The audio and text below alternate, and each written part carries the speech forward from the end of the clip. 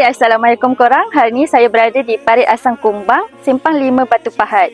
Rumah kali ni berharga RM115,000 yang berkuasai 792 kaki persegi, mempunyai 3 bilik dan juga 2 tandas. Jom kita tengok.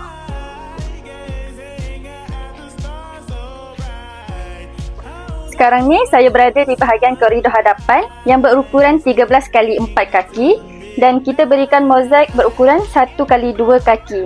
Untuk bahagian cat, kita berikan 2 tone color untuk bahagian luar dan 1 tone color untuk bahagian dalam. Di pintu hadapan kita gunakan safety door.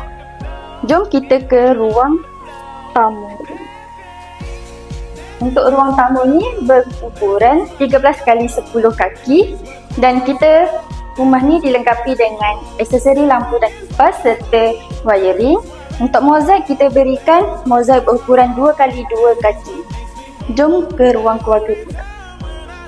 Ruang keluarga ni berukuran 10 kali 10 kaki. Kita ke bilik master bedroom.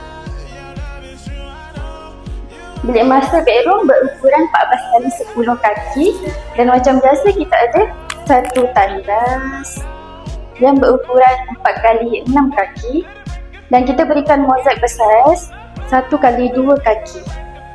Kita ke bilik yang kedua pula.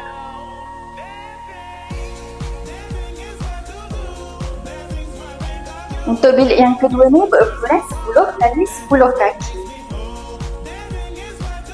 Dan bilik yang ketiga berukuran 11 kali 10 kaki. Dan sebelah bilik kedua mempunyai satu lagi tandas yang berukuran 4 kali 6 kaki. Kita ke bahagian dapur pula. Untuk bahagian dapur berukuran 11 kali 10 kaki dan kita berikan tabletop bersaiz 8 kaki dan juga mozaik kita berikan mozaik berukuran 1 kali 2 kaki. Macam mana korang berminat tak dengan desain rumah kali ni? Kalau korang berminat, korang boleh hubungi nombor yang tertera dan jangan lupa follow, like, comment and share. Bye bye. Things will be